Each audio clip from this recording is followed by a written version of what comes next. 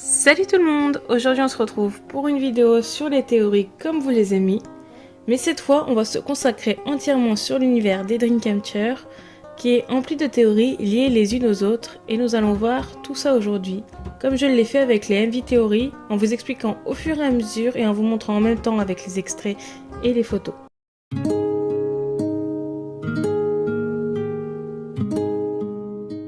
Bien sûr, je tiens à souligner que, comme toutes les théories, il y a des choses qui peuvent être différées d'une version à l'autre. Et je vais prendre les éléments que je trouve sur internet, alors il est possible que vous ayez un point de vue différent, et vous pouvez l'exprimer dans les commentaires tout en respectant l'avis des autres bien sûr. Ce n'est pas une surprise que beaucoup de groupes aiment avoir des théories dans leur MV, mais d'autres vont encore plus loin en liant tous ces MV et créant donc une timeline et un univers autour de ces théories même. Le pire pour nous, c'est que le groupe joue de ça et reste mystérieux et ne confirme rien, donnant juste quelques indices certaines fois. Suha l'a d'ailleurs fait en déclarant que le livre des cauchemars, qui apparaît dans Good Night, est l'un des objets les plus importants de la théorie. On voit d'ailleurs dans le livre quelque chose qui est appelé les glyphes de sorcières, sur l'une des pages dans Good Night, comme s'il voulait nous montrer que les clips sont liés entre eux comme les membres d'un corps. À savoir qu'il y a 3 choses importantes dont je dois vous parler avant qu'on se lance dans la timeline. C'est que Scream, le MV, est le début de tout. Ji-Woo et Woo-Yeon ont des destins parallèles ou entremêlés, et les filles se réincarnent tout au long de la chronologie. Commençons par la naissance du mal. La naissance du mal arrive dans le clip de Scream, qui est l'endroit où nous voyons le catalyseur de la création de la dystopie. Dès le premier plan, on apprend que la lumière a disparu et que les gens ont oublié comment dire de bonnes choses. Mais on peut aussi penser que ce qui se passe dans Scream est le précurseur de tout ce qui se passe dans la suite. Pas seulement dans la trilogie de Dystopia, mais aussi dans celle de Nightmare. Ga-yeon est celle qui a libéré l'esprit maléfique qui a corrompu l'arbre du langage et créé la dystopie. Ce qui ressemble à l'histoire de la boîte de Pandore. Le monde était un paradis, mais après que Pandora ait ouvert la boîte, le mal s'est déchaîné. Ga-yeon est celle qui a libéré l'esprit maléfique. Qu'elle l'ait fait sous l'emprise d'un mauvais esprit ou de son propre chef, a déclenché la malédiction qui peut corrompre les cœurs des gens et propager le mal, un peu comme Pandora. Puisqu'elle a déclenché la malédiction, Ga-yeon fait face à de nombreuses difficultés dans sa vie suivante, comme une sorte de punition karmique pour avoir libéré la perversité dans ce monde. Elle était l'une des premières à être corrompue par la malédiction du cauchemar dans Fly High et a été capturée par le cauchemar à 2 reprises dans Good Night, où elle tombe sans fin, et dans Piri, où la main qui l'attrape la piège dans un endroit sombre. Elle finit étouffée dans Breaking Out et devient la cible de propos haineux dans Boca et Hot High. Ensuite, passons au soleil et la lune. La prochaine partie de la théorie se passe majoritairement dans Déjà Vu. Le clip met en évidence l'une des dynamiques majeures des vidéos de Dreamcatcher, le lien de Ji-Woo et Woo-Yeon. Ils sont fréquemment vus ensemble et semblent afficher une dynamique yin et yang, le bien et le mal, la lumière et l'obscurité, et la lune est représentée par Ji-Woo, le soleil représenté par Woo-Yeon. Pour revenir à l'analyse d'une des pages du livre des cauchemars, les glyphes de sorcières sont visibles. Considérant qu'elles sont appelées glyphes de sorcières et que nous voyons les filles faire de la sorcellerie dans certains MV, en ajoutant qu'elles pourraient être un clan de sorcières dans Scream, cela se pourrait que les filles soient celles qui aient créé le livre. Si on prend les glyphes en eux-mêmes, ils ont une signification spécifique et semblent liés à chacun des membres. Celui de Ji-Woo est une combinaison de lune et miroir, et celui de Woo-Yeon est une combinaison de lumière ou soleil comme un miroir. Cela signifie que Ji-Woo et Woo-Yeon sont profondément liés. Cependant, dans Déjà Vu, Woo-Yeon est corrompue par le mal libéré dans Scream et trahit Ji-Woo et toutes ses amies. Elle veut simplement le pouvoir. Cela a rendu son cœur vulnérable à l'influence du mal et a finalement trahi tout le monde, se retrouvant seule dans un royaume de ruines. Cela, une fois de plus, se transforme en une sorte de destin karmique qui influence les prochaines vies de Ji-Woo et Woo-Yeon. Ji-Woo essaye de sauver Woo-Yeon, mais Woo-Yeon continue d'être victime de l'influence du mal d'une manière ou d'une autre, ou est puni par ses propres erreurs. Woo-Yeon est en lutte constante contre sa propre obscurité intérieure, son mal intérieur. Cependant, Ji-Woo pourrait avoir un problème similaire, qu'elle fuit plutôt que d'y faire face. Dans Fly High et Piri, on peut voir 2 Ji-Woo présentés ensemble. Cependant, quand Ji-Woo voit son double, elle s'enfuit. Quand on se reconcentre sur les glyphes qui représentent Ji-Woo, on a dit qu'ils représentaient la lune et un miroir. La lune ne reflète pas seulement la lumière du soleil. Il y a un côté obscur, la face cachée de la lune. De même, un miroir peut représenter 2 côtés d'une personne. Leur part d'ombre et leur part de lumière. Une autre soi à l'intérieur de soi. Peut-être que Ji-Woo a peur de faire face à cette autre elle, sombre. Et la dernière chose à aborder, c'est le cycle sans fin. Le dernier point à aborder avant de passer au reste, c'est celle selon laquelle toutes les filles se réincarnent plusieurs fois au cours de la timeline. Les papillons sont quelque chose qui revient souvent. Jiu est étroitement lié aux papillons, tout comme Wooyeon est lié à l'araignée. Or, que représentent les papillons? La renaissance. Avec chaque clip vidéo, on voit les filles se battre tout le temps pour vaincre le mal.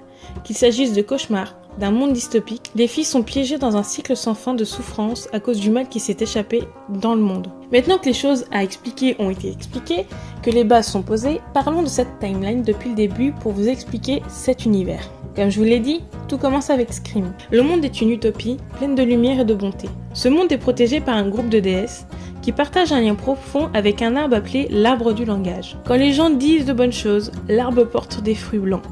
Mais quand les gens disent de mauvaises choses, ils portent des fruits noirs. Les déesses protègent l'équilibre du bien et du mal au sein de l'utopie. Les sorcières, que sont le groupe de filles, vivent à l'intérieur de cette utopie, seront appelées Dreamcatchers, et elles possèdent une puissance magique. Elles aident les déesses à entretenir et à protéger l'arbre du langage. Mais un jour, une jeune fille, amie des sorcières, mourut.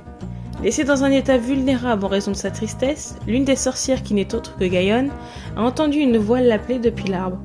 Là, elle a trouvé un étrange cristal qui fait résonner une énergie puissante. Cependant, lorsqu'elle toucha le cristal, celui-ci se brisa sous ses yeux, libérant un mal puissant dans le monde qui a corrompu l'arbre et se propage dans le cœur de nombreuses personnes en utopie.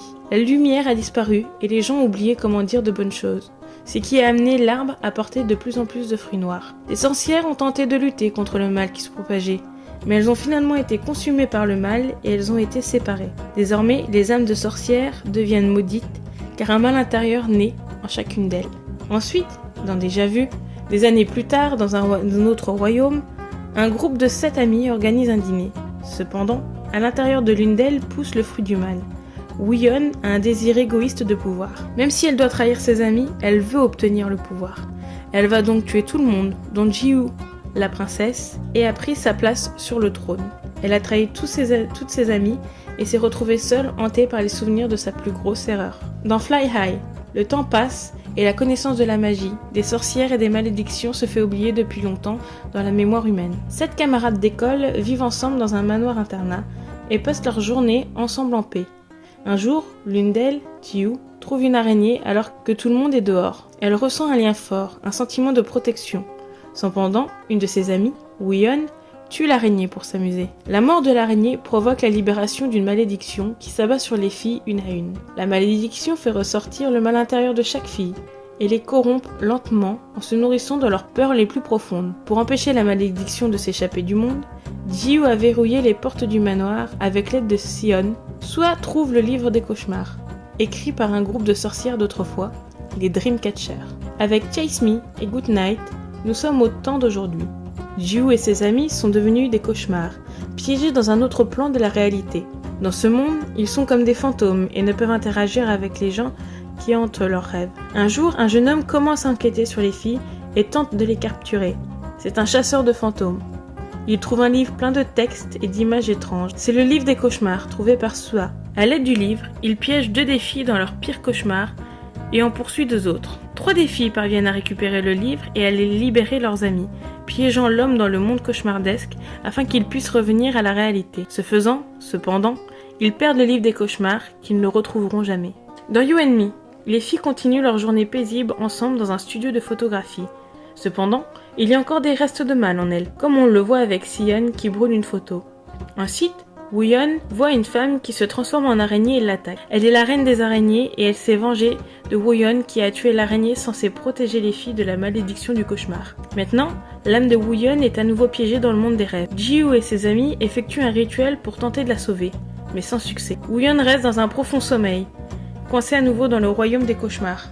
Avec What, Piri et Breaking Out, Jiu et les autres commencent à faire des rêves étranges et lucides. Wooyeon a essayé de les contacter alors qu'ils étaient encore piégés dans le royaume des cauchemars. Jiu voit Wooyeon dans son rêve, car elle a le lien le plus fort avec elle parmi toutes les membres. Finalement, les filles atteignent le royaume des cauchemars pour sauver Wooyeon. Elles se retrouvent face à leur plus grande peur et les surmontent une à une pour retrouver Wooyeon. Après s'être réunies, elles se libèrent du cauchemar et retournent à nouveau ensemble dans le monde réel. Dans Boca, après avoir affronté leurs démons intérieurs, les filles commencent à réaliser à quel point le monde dans lequel elles se trouvent est rempli de personnes maléfiques qui nuisent à la vie des autres par des paroles nuisibles. Elles mènent un mouvement visant à faire taire ceux qui propagent la haine, ce qui aide les déesses à purifier l'arbre du langage. Cependant, elles sont également la cible de calomnies. Avec Blue Rose, nous sommes loin dans le futur. Un étrange cristal emprisonne les âmes des 6 amis dans un état onirique. Jiu, la chef du groupe, réalise ce qui se passe et sort de l'illusion pour sauver ses amis. Elle brandit une arme à feu, ce qui peut aider ses amis à se libérer du rêve. Cependant, elle n'a que 5 balles. Lorsqu'elle rentre dans le royaume des illusions, elle fait face à ses amis et à sa sœur, Gaïon, retenant ses larmes alors que sa sœur tend la main. Elle tire avec l'arme. Elle libère toutes ses amies mais n'a plus de balles pour se sauver, se retrouvant piégée dans le cristal alors que ses amis se réveillent dans le monde réel. On termine avec Odd Eye, où se retrouve un peu plus loin dans le futur.